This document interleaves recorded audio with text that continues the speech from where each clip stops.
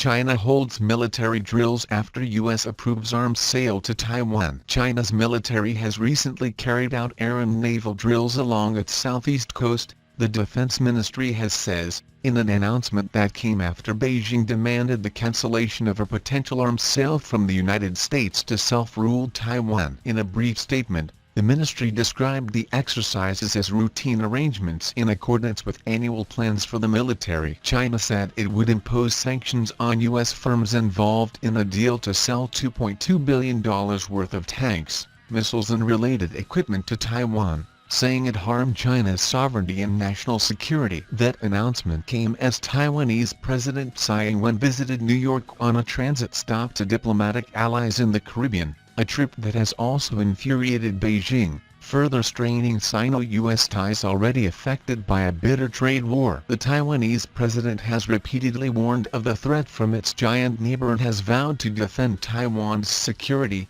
democracy and way of life. China has in recent years stepped up its military drills around Taiwan, including regularly flying what Beijing calls island encirclement exercises and sending warships into the waters around Taiwan. India is close to inking a key defense logistics sharing pact which will place it as a rare nation that has such a strategic agreement with both of the old Cold War rivals, the US and Russia. India and Russia are finalizing the defense agreement that will simplify interoperability and enable military platforms to receive support and supplies across bases in both nations. India has a defense logistics sharing agreement with its largest training partner, the U.S. A similar agreement was also inked with France, another big ally, for joint exercises in 2018. The Agreement on Reciprocal Logistics Support, ARLS, is being seen as an important practical. The pact reflects to India's willingness to continue nurturing defense ties with Russia. During recent meetings with other partners, India emphasized on the point that Russia had helped when no other country was willing to offer weapons and equipment. While the two countries have broadly agreed on the pact that will be most beneficial to the Navy as warships will get access to mutual ports and exclusive economic zones to refuel and pick up supplies. The Indian Navy,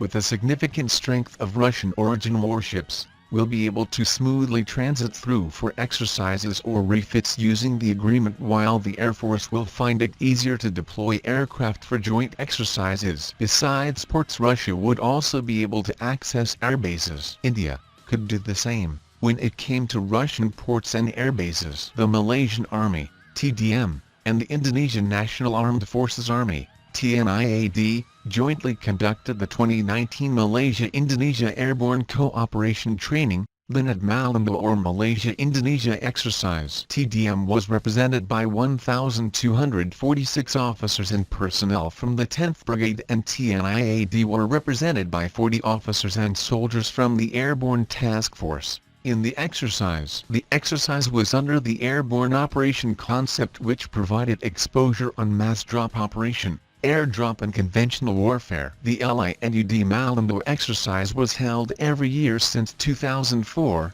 with Malaysia and Indonesia taking turns as host. Thanks for watching. Please like, share, and subscribe. If you like the channel and want to support, please support on Patreon or PayPal. The details are given below in the description.